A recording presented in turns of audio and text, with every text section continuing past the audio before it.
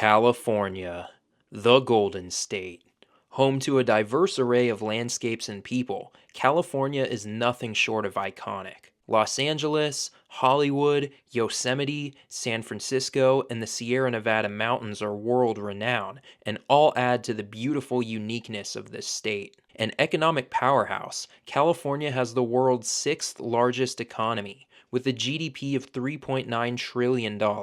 California is blessed by its geography, its stunning mountain ranges and fertile valleys offering the perfect climate for all of California's growth and success. But underneath this veil of geographic perfection, a deadly force lies. You see, California's beautiful landscape was shaped by countless fault lines, hundreds of which are still active today, posing tremendous seismic risk to the 39 million people that call the Golden State home. The San Andreas Fault is the most infamous of these fault lines, but California is so much more than just the San Andreas. It's home to over 500 active faults, and most Californians live within 30 miles of one of these faults. California is the most seismically active state in the contiguous U.S., as over 175,000 earthquakes occur here every year, averaging out to one earthquake every 3 minutes. The vast majority of these temblors are too small to be felt by humans, but on average, California experiences a damaging earthquake of magnitude 6 or greater every 4 years. In fact, a magnitude 7.0 earthquake hit Northern California only 2 weeks ago from the date of me filming this video. The threat of the infamous Big One on the San Andreas Fault is a real concern, and geologists have estimated that the San Andreas Fault could produce an earthquake as large as magnitude 8.3 on the moment magnitude scale. This worst-case scenario would cause violent shaking across Southern California for over 2 minutes and would be disastrous to the greater Los Angeles area. In this special episode of Solomon's Outdoor Adventures, we're going to dive deep into why California has so many earthquakes. We'll talk about California's seismic history, the geology of California's fault lines, and the future outlook of earthquakes in the Golden State, including the infamous Big One that's slated to hit Los Angeles. Come on, let's do it. We'll start with some earthquake history. Before we get started with the video, I just want to thank you guys profusely for getting me to 10,000 subscribers. I never thought I would be here on day one, and this is not possible without all of you guys' support. So thank you so much, and as Kevin Durant would say, you the real MVP. In the spirit of the holidays, and for helping me reach 10,000 subscribers, I'm going to do a giveaway on this video. So please like and comment on this video to be entered in a raffle for a chance to win a $100 Amazon gift card. So all you have to do is like and comment on this video, and I'll put your name in a raffle, and I'll pick a winner on January 1st and email you a $100 Amazon gift card as a thank you for supporting my channel. You guys rock. Yeah, I'm really happy and thankful for everyone. Let's get started with the video then. Let's kick this video off by diving into California's earthquake history. As we discuss the history of documented major earthquakes in California, we'll keep an earthquake count, and at the end of the history section of this video, we'll do some math to see the average recurrence interval of earthquakes in the state, given the data we discuss. One more thing. I'll only be counting earthquakes that were magnitude 6.0 or greater in this count and discussion. Alright, let's get it. Native Americans have inhabited California for thousands of years prior to the arrival of Europeans, and lived through countless earthquakes, but they kept records differently than Westerners did. Much of their earthquake record exists in the form of metaphorical stories rather than statistical numbers. To give homage to the Native American tribes that have traditionally inhabited California, I will start our history section off with a story from the Gabrielino Tongva tribe of Southern California.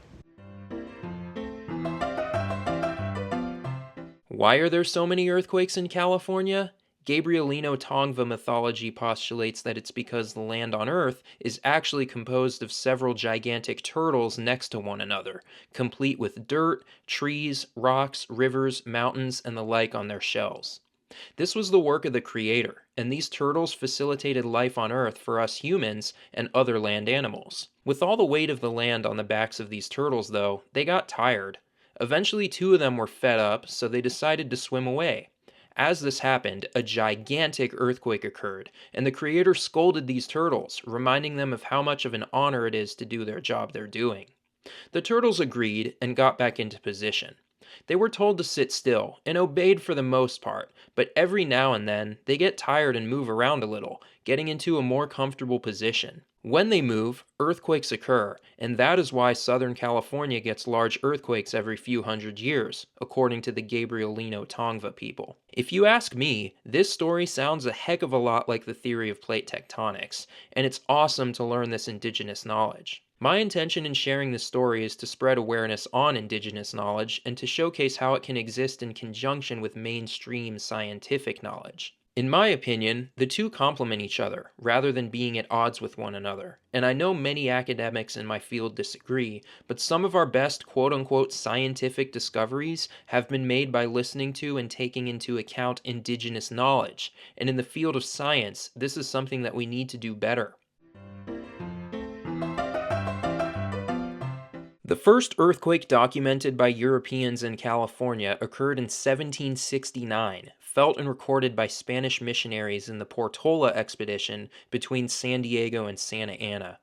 Records were sparse until 1812, when the great earthquake of San Juan Capistrano occurred in Southern California, registering a magnitude 7.5 on the moment magnitude scale. From 1812 to 1906, 14 earthquakes with a magnitude of 6.0 or greater occurred in California, including the massive 1857 Fort Tejon earthquake and the 1872 Lone Pine earthquake. Despite these large earthquakes, it would be the great earthquake of 1906 in San Francisco that would cause the US government to take earthquakes seriously.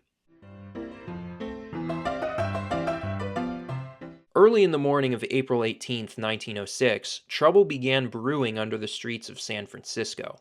Stress between the North American and Pacific plates was just too much, and the two plates began to slide past each other, resulting in a colossal magnitude 7.9 earthquake that struck the heart of San Francisco. Hell ensued, and the city was absolutely razed by the quake and subsequent fires that raged throughout it. An estimated 700 to 3,000 people died, countless more losing their homes to the disaster. Though this earthquake was an absolute nightmare for those living in San Francisco, it was a wake-up call to the US government and the burgeoning scientific field of seismology. It was in response to this earthquake that California's first seismic monitoring program was founded in 1910 at UC Berkeley by seismologists Andrew Lawson and Harry Wood. After this earthquake, the U.S. formally assigned an agency to research earthquakes, the U.S. Coast and Geodetic Survey initially in 1906, but later the USGS. The Caltech Seismology Lab in Pasadena was developed in the 1920s, and groundbreaking research, pun intended, commenced, including the development of the Richter scale and the modified Mercalli intensity scale, as well as the construction of several custom seismographs. The Richter scale, which has now been replaced by the moment magnitude scale, measured the strength of an earthquake, and the modified Mercalli intensity scale quantifies the subjective intensity of shaking in an area as felt by humans. In 1933, another instrumental earthquake occurred in California, the magnitude 6.4 Long Beach earthquake. This earthquake was highly damaging to an urban area, and it prompted engineers to design earthquake-resistant structures and California policymakers to enact strict seismic code to buildings and bridges in the state, likely saving millions of future lives. Two pieces of legislation were spurred by this quake, the Field Act and the Riley Act, both of which implemented seismic code into the construction of buildings in Southern California. Though the 1906 Great San Francisco and 1933 Long Beach earthquakes were terrible events, they were blessings in disguise that saved millions of future lives due to their influence on scientists, engineers, and policymakers in California. Earthquakes were now taken seriously in the Golden State. Let's check on our earthquake catalog, shall we?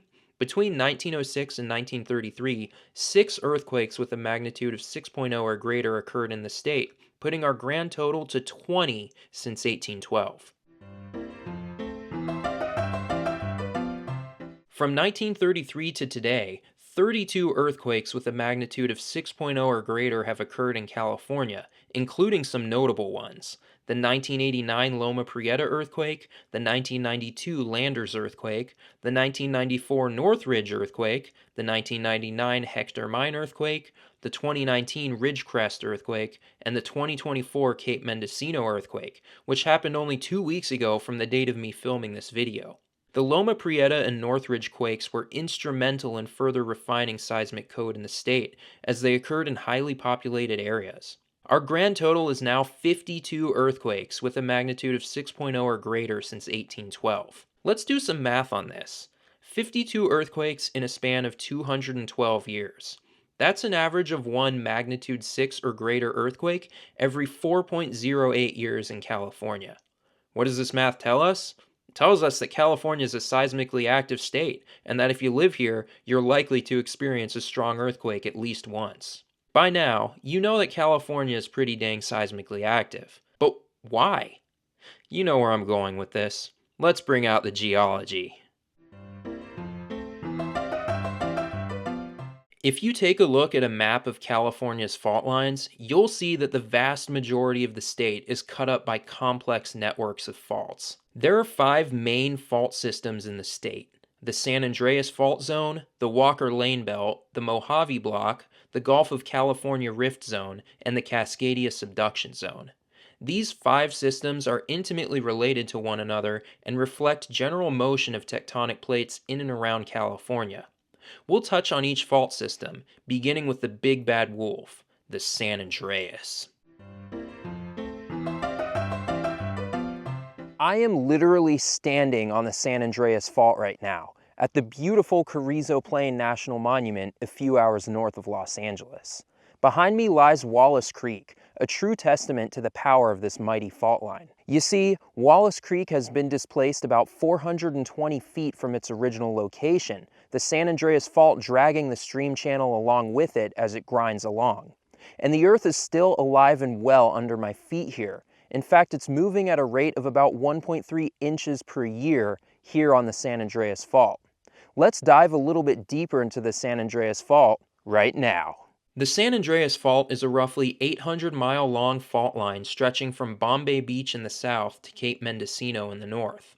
This fault marks the boundary between the Pacific and North American plates and is a dextral or right lateral strike-slip fault in nature. This means that if you're looking across the fault line from the side, the land moves to your right-hand side. The Pacific Plate moves northwest, while the North American Plate moves west-southwest, and the San Andreas Fault is where these two tectonic plates slide past each other, forming a transform plate boundary. The San Andreas Fault was generated roughly 30 million years ago, and it continues to grow today. Though the San Andreas Fault itself marks the boundary between the two aforementioned tectonic plates, it's really just the main fault within a complex system of related faults, several of which occur beneath highly populated urban areas. The San Andreas Fault poses the most danger to California residents due to its proximity to urban areas and its potential of large, shallow earthquakes. As such, it's one of the most studied fault lines in the world, and geologists have concluded that an earthquake as large as magnitude 8.3 could occur on this fault. The last time the San Andreas Fault itself majorly ruptured was in 1906, when a colossal magnitude 7.9 earthquake all but destroyed San Francisco. The San Andreas Fault is split up into segments, including the northern, central, and southern segments. The southern segment of the San Andreas Fault is the most dangerous, due to its proximity to Los Angeles, as well as the fact that it's been eerily quiet since it last ripped in 1857. The southernmost section of the fault in the Coachella Valley has been even more eerily quiescent. The last time it ripped was in 1690, but the average recurrence rate of large earthquakes in this section of the fault is about 180 years, as outlined by Philibosian et al. In 2011. This makes this 200-kilometer-long southernmost section of the fault the most likely to rupture in the near future, as it has been curiously quiet, building up tremendous amounts of stress. Geologists estimate a 60% chance of a magnitude 6.7 or greater earthquake striking Southern California within the next 30 years. If this southern section were to rupture tomorrow, an earthquake with an estimated magnitude of 7.8 would commence and would devastate Los Angeles and surrounding areas. We'll dive more into the future of California's earthquakes later on in the video. Though the San Andreas itself is a ticking time bomb, several other faults in the greater San Andreas system also pose tremendous risk to California, including the Elsinore, Hayward, Calaveras, San Jacinto, and Rinconada faults. Now that we've discussed the San Andreas Fault, let's move on to the next fault zone in California, the mysterious Walker Lane.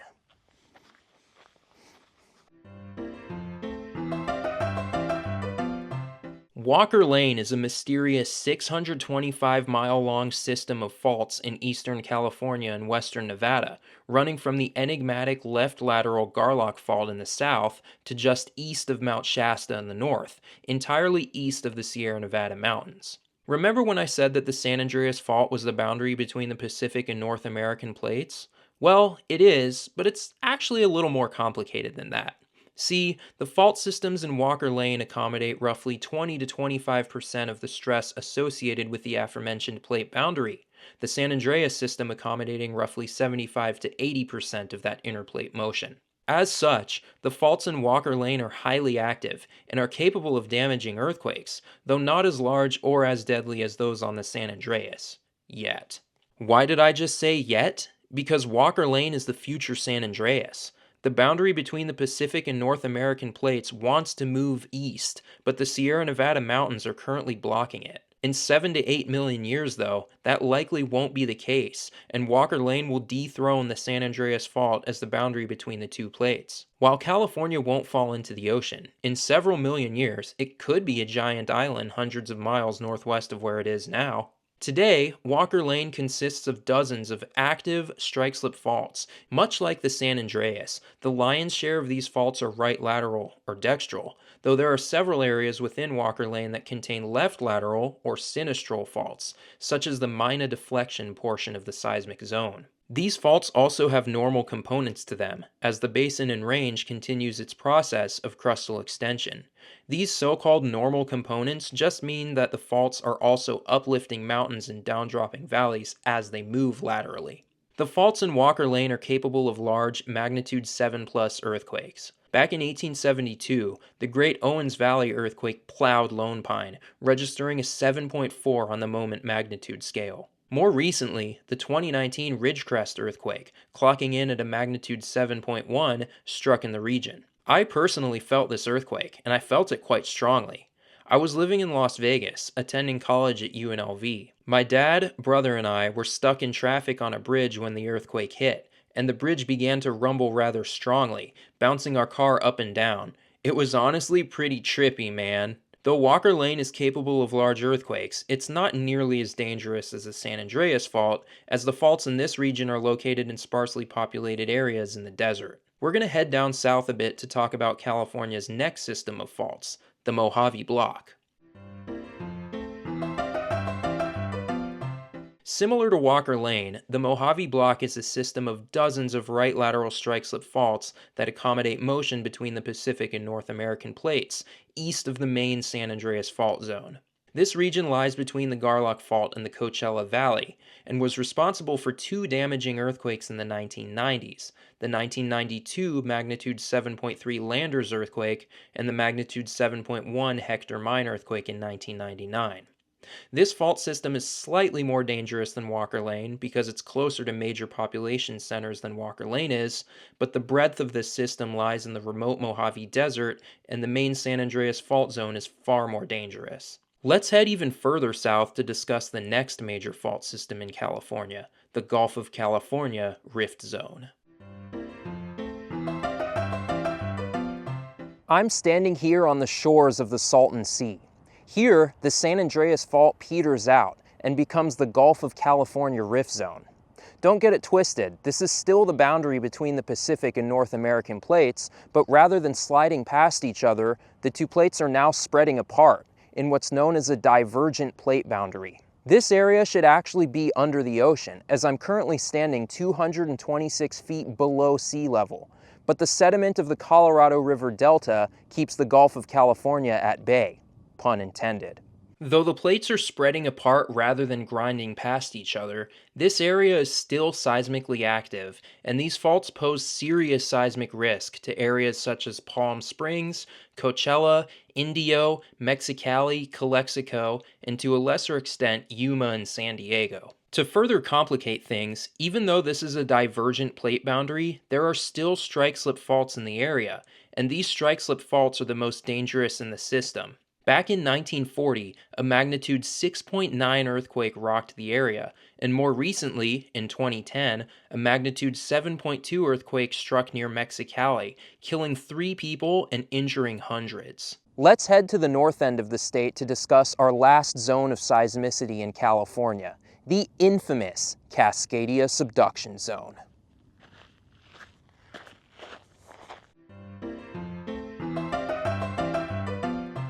The Cascadia subduction zone is a convergent plate boundary where the Juan de Fuca plate dives or subducts under the North American plate, stretching from the Mendocino Triple Junction at Cape Mendocino in Northern California, roughly 600 miles to the north end of Vancouver Island in British Columbia, Canada. I've discussed this fault line in great detail in previous videos, so I won't linger too much on it, but this fault line is capable of the strongest earthquake that could hit California. A whopping magnitude 9.3 earthquake could strike this fault line, causing widespread damage to the cities of Eureka, Arcata, Redding, Crescent City, and Red Bluff in Northern California, as well as larger cities like Portland, Seattle, Vancouver, Tacoma, Eugene, and Bellingham in Oregon, Washington, and British Columbia. Additionally, once Cascadia ruptures, a tsunami as high as 115 feet in some places would slam the coast, likely killing tens of thousands of people. The last time this fault ruptured was in 1700,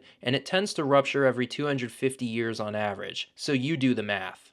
If you're interested in learning more about this earthquake, you can watch the video I made about it right here. One bonus seismically active area in California is the Mendocino Triple Junction, a point where 3 tectonic plates meet. Here, the Juan de Fuca, Pacific, and North American plates meet, and this is the place where the San Andreas Fault, Cascadia Subduction Zone, and Mendocino Fracture Zone come together. It's located right off the coast of Cape Mendocino, about 50 miles southwest of Eureka, and I've included it in the Cascadia section due to its geographic proximity to the subduction zone in Northern California. The Mendocino Triple Junction is one of the most seismically active areas of the country, the last major earthquake occurring here only 2 weeks ago, as of the date of me filming this video. On December 5, 2024, at roughly 10:45 a.m., a magnitude 7.0 earthquake occurred here, jolting Humboldt County. I'm sure you all heard about it in the news, so I won't touch on it too much more, but it was a reminder of how active the Mendocino Triple Junction is. Now that we know all about California's earthquake history and why earthquakes occur in the Golden State, let's finish this video up by talking about California's future earthquakes, including the infamous big one on the San Andreas. At this point, it seems like almost everyone hears about the famed big one that's slated to hit California. The earth is going to shake violently, the ground's going to open up, swallowing people and houses whole, California's going to fall into the ocean, yada yada yada. Most of that is just plain wrong, classic Hollywood theatrics. Let me tell you some actual facts about the big one that's slated to hit California and California's potential future earthquakes. First things first, California is not going to slide into the ocean. As we've just learned, California's fault lines are complicated and interconnected, and the lion's share of them are strike-slip, meaning they move laterally rather than horizontally. Additionally, a large number of them exist in sparsely populated areas, so the big bad wolf that most Californians really only have to worry about is the San Andreas Fault and related faults in the main San Andreas system. With that being said, the San Andreas Fault is a very powerful and dangerous fault line, capable of a magnitude 8.3 earthquake. This figure is derived from the entire fault slipping all at once, and the likelihood of that is actually quite low. As aforementioned, the San Andreas is divided into segments, and the most likely scenarios are certain segments rupturing, rather than the whole thing. The most dangerous segment of the San Andreas Fault is the southern segment, due to its proximity to large urban centers and its relative quiescence in recent times. Let's discuss what would happen if the southern section ruptured tomorrow. If the entire southern section of the San Andreas Fault ruptured tomorrow, an earthquake with an estimated moment magnitude of 7.8 would occur. This would be absolutely hellish, with very intense shaking lasting up to 2 minutes throughout the entire Los Angeles metro area, Inland Empire, and surrounding areas. Because all of the major freeways that enter the Los Angeles basin cross the San Andreas Fault, including I-5, I-10, and I-15, when the fault does rupture, it would offset the roads, effectively severing aid and travel from car. This would definitely be a problem, but given Southern California's relatively dry conditions, liquefaction in the Los Angeles basin is not as huge a problem as the likes of San Francisco, Portland, and Seattle, and aerial aid would likely still be able to arrive in most areas. Don't get me wrong, Los Angeles still has plenty of liquefaction zones, but it's not as susceptible to it as the other cities I just mentioned. In addition to the highways being damaged, several power, gas, and water lines cross the fault, so they too would be heavily damaged as the land shifts. Though the earthquake would be highly powerful, take solace in the fact that California has strict seismic building codes. These codes would likely save your life, as your home probably won't collapse on you unless it's an old building that wasn't properly retrofitted. LA's skyscrapers were built to strict seismic code, so they won't come crashing down either. You'd get an alert on your phone a few seconds before the shaking commenced. Earthquake. Drop, cover, hold on. Shaking expected. Drop down, find a sturdy table or something to cover under, and hold on to the table. Belongings will go flying, but again, due to California's earthquake codes, buildings will likely not collapse on you, unless you're in an old building that hasn't been properly seismically retrofitted. The earthquake would be devastating, with FEMA estimating about 2,000 deaths and 50,000 injuries, but in a metropolitan area of over 18 million people, it's definitely not as bad as it would be without the building codes and earthquake warning systems. I personally think this death toll is a little low of an estimate, but as I said in my Cascadia video, I'm not a disaster expert. I'm just a geologist with a YouTube channel. The biggest thing that I would worry about with this earthquake is the aftermath. Fires, sewage spills, power outages, and water shortages would likely commence, and this would be the most dangerous aspect of the quake.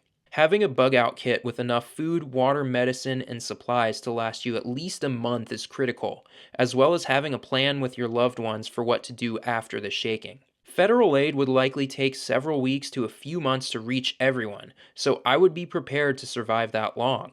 I know this is an uncomfortable point, but I'm just gonna say it. LA isn't the safest city in the world, so I would also worry about increased crime and violence during this pandemonium. Do with that as you will. Though the big one in California would be absolutely terrifying, what you see in movies like San Andreas is nothing but fiction.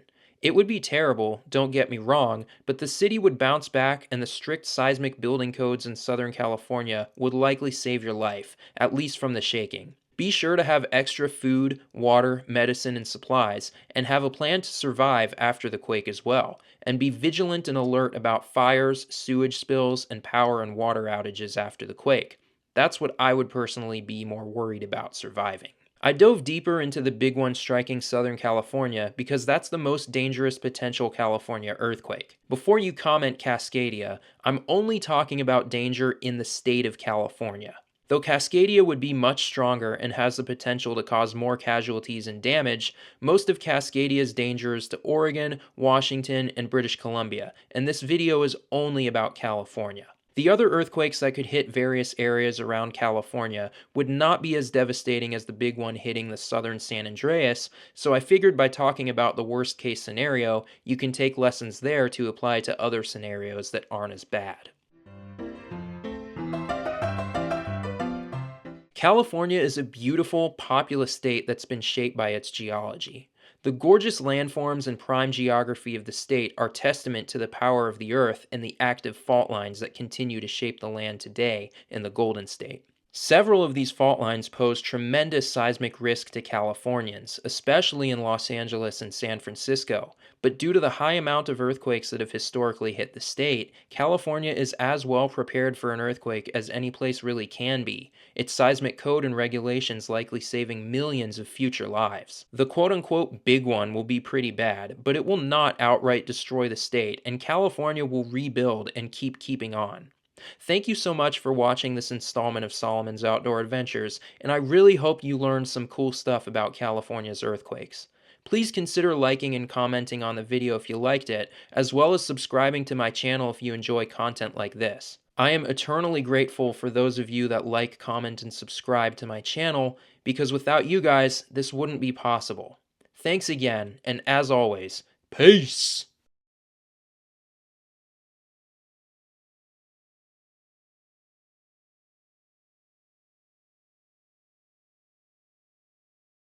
Thank you for tuning in to another episode of Solomon's Outdoor Adventures. If you enjoy content like this, please like the video and subscribe to the channel, and check out some of our other adventures right here. As always, guys, thanks again and peace!